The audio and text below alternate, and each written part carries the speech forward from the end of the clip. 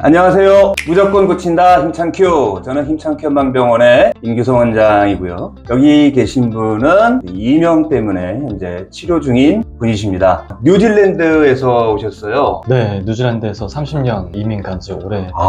그럼 뭐 사실상 국적도 뉴질랜드이신 거죠? 네.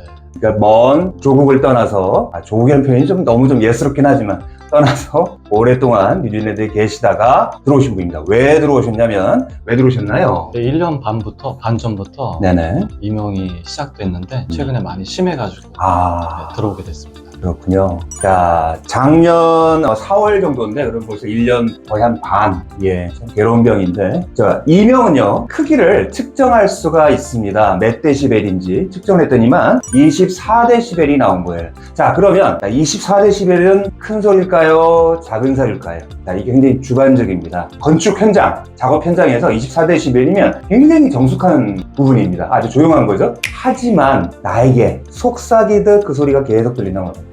엄청 괴롭죠. 그래서 이거는 이명은 객관적인 크기도 있지만 또 주관적인 괴로움이 있는데 24데시벨에도 이게 계속 나를 괴롭히면 이거는 너무너무 힘들죠. 특히나 옆에 계신 우리 환자분께서는 청각과민형 이명입니다. 이 청각과민형이란 말은 아마 좀 처음 들어보셨을 거예요. 청각과민증이라는 게 있어요. 청각과민증이라는 건 뭐냐면 어떤 작은 소리든 뭐 조금 큰 소리든 어떤 그런 소리를 굉장히 못 견뎌하는 겁니다. 너무 힘들어, 너무 힘들어. 자, 그러면 청각과민증은 그렇게 힘들어 하면 이제 청각과민증이라 이제 진단을 내리는데, 그런 부분에 있어서 환자분들은 청력이 뚝 떨어지는 경우도 있고 청력이 괜찮은 부분도 있고 청력이 오히려 예민하게 높은 분들도 있어요. 제가 주로 타겟으로 많이 보는 분들은 청각이 예민한 분들입니다. 청각이 뚝 떨어진 분들은 과민이 사실은 잘 오지 않아요. 청력이 정상인 분도 잘 오지 않습니다. 이건 어떻게 알았냐고요? 이거는 실제로 제가 오랜 시간 동안 임상을 하면서 체득을 한 거예요. 청각이 너무 과민한 부분들, 자, 보이나요? 그래프가 너무 하이한 부분들이 많은 거죠. 이렇게 하이한 부분들이 많은 분들은 작은 소리도 막 뭔가 들리는 거죠. 그래서 소리가 이제 좀 예민한 부분이 좀 많으신 분들이 많은 거예요. 어떠셨는지 모르겠어요. 네, 저도 청각은 되게 좋은 편이어서 예민하게 잘 듣는 편이죠. 자, 그러면서 궁금한 게 생깁니다. 아니, 청력이, 그래, 뭐, 예민한 것까지는 좋아. 예민한 것도 그런데, 그러면 난 청력이 나쁜 게 아니라 오히려 높은 건데, 왜 이명이 왔을까? 이명은 난청의 경고음이라고 그러는데, 저도 굉장히 궁금한 거예요. 왜 그럴까? 왜 그럴까? 자, 음향시설이 너무 예민해도 조금만 틀어지고 조금만 방향 바꾸면 삑, 칙, 칙, 칙, 칙 할 수 있겠죠? 그런 부분도 분명히 연관이 있을 거고요. 스피커라 생각하시면 좋겠어요. 스피커가 너무 예민해도 증폭이 심할 수 있는 부분이 분명히 있을 것 같고요. 또 하나 관점은 뭐냐면, 이거는 좀 뭔가 뇌과학적인 차원인데, 이렇게 청각을 높이 올리면서 과민하게 유지하려면 이게 쉬운 일일까요? 어려운 일일까요? 자, 나이 드신 분들은 아마 소모즈 하면 누군지 알 겁니다. 너무너무 청각이 좋고 한 초능력 인간이었죠. 소모즈. 그러면 그 소모즈는 얼마나 힘들까요? 그 소리를 다 들으려면. 자, 무슨 말이냐면 그 정도로 청각이 예민하게 다 체크하고 확인하려면 내 몸의 에너지가 굉장히 많이 쓰인다는 얘기입니다. 그러면 어느 순간은 그 유지를 하기 위해서 지치겠죠. 그러면 어느 순간은 뚝 떨어질 수도 있겠죠.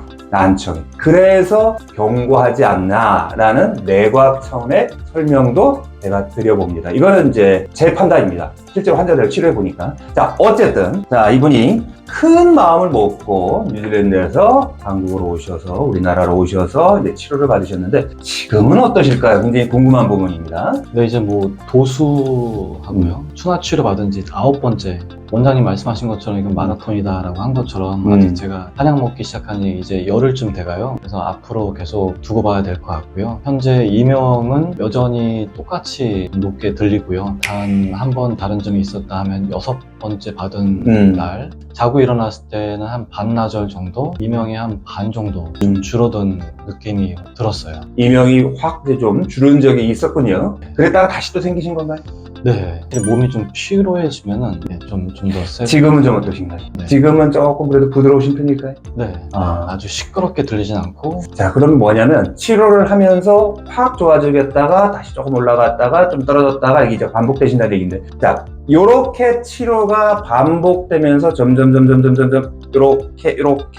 이렇게 나아질 쪽으로 가는 게 수순입니다. 그리고 이제 목표죠. 그렇게 이제 가셔야 될 것 같고요. 자, 그 다음에 자주 깨는 거가 있었고, 그 다음에 자꾸 갈증이 많은 부분이 있었어요. 그건 좀 어떠신지 모르겠어요. 갈증은 좀 덜해지는 것 같아요. 덜해지는 것 같고. 네. 깨는 거는 아무래도 제가 지금 잠자리가 제 잠자리가 아니다 보니까 바뀌어서. 네, 집이 바뀌어서. 편하지 않아요. 이런 게 있습니다. 아까 약 처방 말씀을 드렸는데 약 처방 이제 드신 지 사실 이제 열흘밖에 안 되셨어요. 오셔서 거의 날마다 지금 치료받고 있는 상태거든요. 시간이 좀 짧은 상태인데 곧 또 가셔야 된다고 그래서 이제 좀 이렇게 급하게 인터뷰를 한 건데 처방이 굉장히 중요합니다. 먹는 약이. 왜냐면 내 몸에 에너지를 끌어올려야 이게 회복이 되거든요. 이명난청은. 자, 그런데 그냥 보약 쓰면 되느냐? 그거는 아니고요. 당연히 보약은 필요합니다. 그래서 저희가 녹용도 굉장히 많이 이제 중점적으로 쓰는 건데, 하지만 내 몸에 맞는 약을 써야 된다는 거죠. 자, 그래서 내 몸에 맞는 약 할 때 제일 1번 제가 중점적으로 보는 건 체질입니다.